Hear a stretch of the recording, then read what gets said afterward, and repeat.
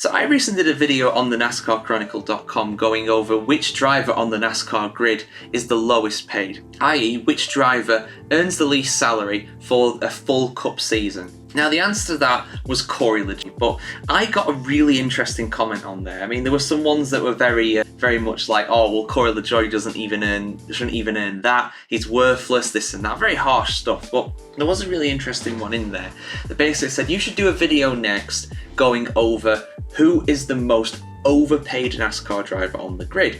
And at first I thought that'd be really difficult to do. That's very subjective, that's a very hard thing to do because you've got different experience levels, different teams, different circumstances, but then I thought, well, how about we take the opinions out of it? How about we make a spreadsheet and we do some maths and we figure out numerically who is, on average, the most overpaid NASCAR driver on the grid. So you're probably wondering how I've done this.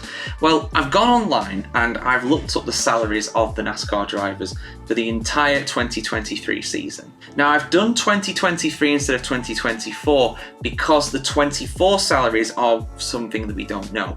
We know what the base wages of these drivers are, but the way American motorsport works is that it's largely down to how you perform throughout the season. So we don't know how much the NASCAR Cup drivers are going to earn this season because this season has not been completed yet. So I've gone to the 23 stats, and what I've done is that I've gone into the actual standings for the Cup series and I've put that all into a spreadsheet, put the drivers' names, and I've also put their salaries on there too. What I've then done is I have divided the points by the salary. So that basically gives an indication of how many points each driver earns per $1 million paid on average. Some have more than $1 million, some have less than $1 million, but that averages it out. Now there are some circumstances around this I want to clarify. So the first thing I want to say is that no driver that made it the playoffs is included in this. Now there are two reasons for that.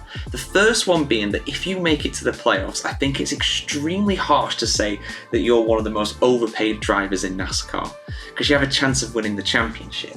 I think that's very harsh. And also, the other reason as well is because on top of that, when you make the playoffs, your points get boosted up. So all the drivers, all the 16 drivers from last season that made it to the playoffs, they all have over 2,000 points. And the ones that made it to the Fast Four at the end have over 5,000. But the guys who didn't make the playoffs all have less than 1,000. So it's a very unfair comparison in that regard as well, and just makes the numbers really hard to crunch. And also on top of that, I have not included drivers that did not complete pretty much the whole season. I mean, some of these guys did miss a race or two here or there, but not many of them.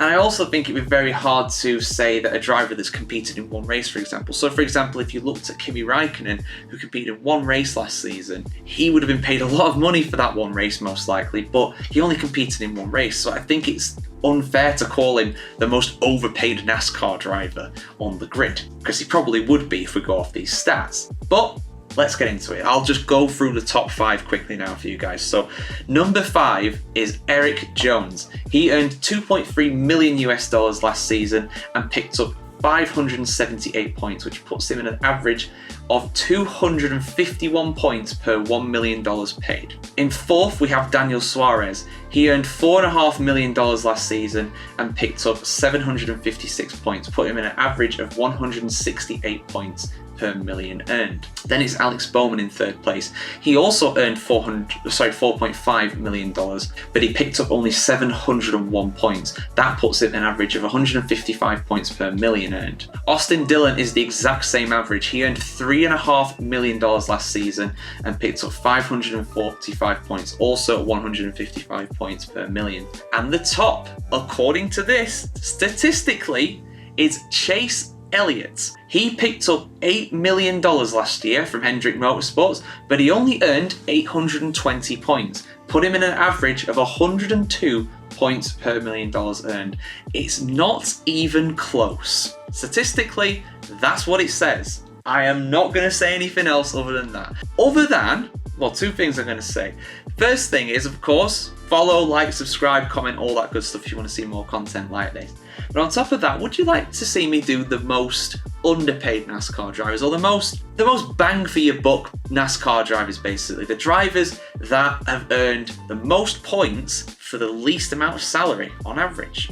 I think that would be an interesting one to do, but I also think it'd be very difficult to do because of the way NASCAR's points work, but I'll figure it out. I'll figure out a way. Where there's a will, there's a way. But yeah, I hope you enjoyed that, guys. I enjoyed figuring that out. That was a surprise one to see Chase at the top, to be honest, but it is what it is, man. You can't argue with the numbers, and obviously this will vary from season to season, but yeah, there we go, guys. Obviously, yeah, keep us tuned to the NASCARchronicle.com for much more NASCAR content through this Olympic break just like this.